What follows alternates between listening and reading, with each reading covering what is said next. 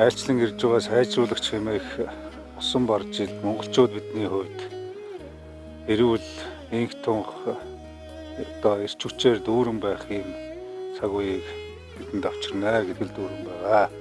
Өнгөрсөн хугацаанд улс нийслэлийн төсвийн хөрөнгө оруулалтаар иргэдийн амьдрах орчныг сайжруулах, эрүүл мэнд боловсрол, зам дэд бүтэц, иргэдийг тогтвортой, аюулгүй ажлын байраар хангах, өр бүхэн орлоготой, иргэн бүхэн тогтвортой ажлын байраар хангагдсан ийм байх тал дээр бас иргэдэд төр төлөөлж байгаа төлөөллийн хувьд бүх талаар анхаарч та бүхэнтэйгээ хамтарч зөөнгүй ажлуудыг өнгөрсөн хугацаанд эхлүүлсэн. Цаашдаа ч гэсэн эдгээр ажлуудын үр шимийг бид хамтдаа үзэж улс нийслэлийн хэмжээнд илүү их эдийн засгийн өгөөжийг бий болгосон олон сайхан ажлуудыг хамтдаа үргэлжлүүлж хийнэ гэдэгт эргэлзэхгүй байгаа.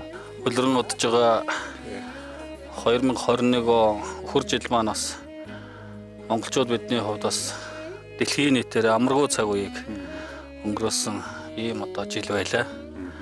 Гэхдээ Монгол улсын их хурл засгийн газраас улсын онцгой комисс, эрүүл мэндийн яам, манай төрийн албан агч байгууллагууд маань бүгд иргэд маань өөрсдөө төр засгийнхаа бодлого шийдвэрийг дэмжсэн хамтарсны хүчинд бас энэ өвчнийг харьцангуй бас хохирол багтай даван туулах ийм болцоо боломж ингэж хамтарч ажилласан жил байлаа. Тэгээд ажилласны хүчинд бас эерэг сайн үзүүлэлтүүд, өөрчлөлтүүд бас гарч байгаа.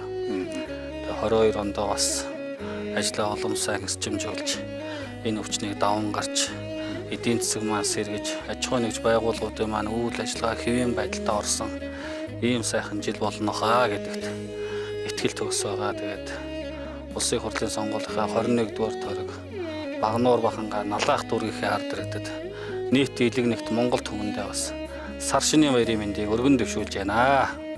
Илгээрээ их амгалан байж төрлөөрөө төвшин амгалан байхын үлжээтэй өрөөлийг өргөн дэвшүүлье. Гэр гэртээ сар шинээ угтаж цахимаар бүгдээрээ золгоороо.